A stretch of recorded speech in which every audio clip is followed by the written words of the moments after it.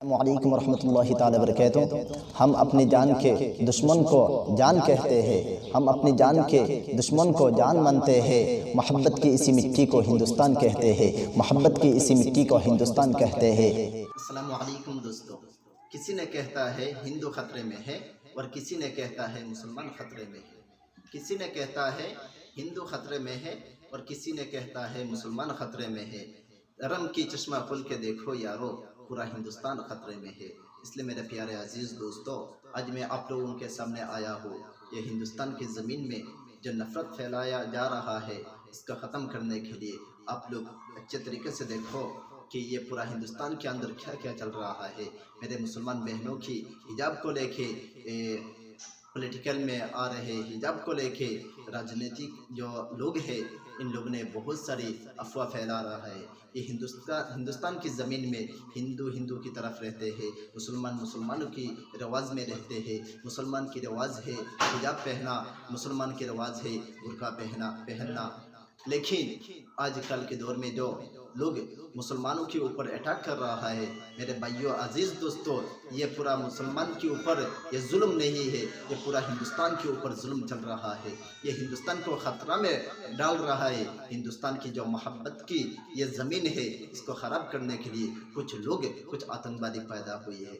इनको ख़त्म करना पूरा ज़रूरी है, क्योंकि ये हिजाब जब तक हिंदुस्तान के अंदर रहेंगे, मुसलमानों की बेटियां पूरा अच्छे तरीके से जी पाएंगे।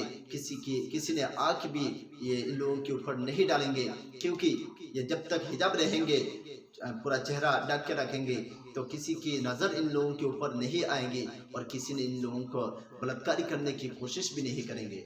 अगर जिन लोग ने हिजाब नहीं पहनते हैं, इन लोगों को बलात्कारी करने की बहुत सारे लोग कोशिश करते हैं, लेकिन ये बलात्कारी के पीछे एक ही वजह रहता है कि आजकल की हिंदुस्तान की जो बेटियां लोग हैं, जो बेटी लोग हैं, इन लोग ने पर्दा नहीं करते। अगर पर्दा करके चलती थी तो कोई भी एक बेटी की इज्जत किसी मर्द ने नहीं लुटा पाएंगे।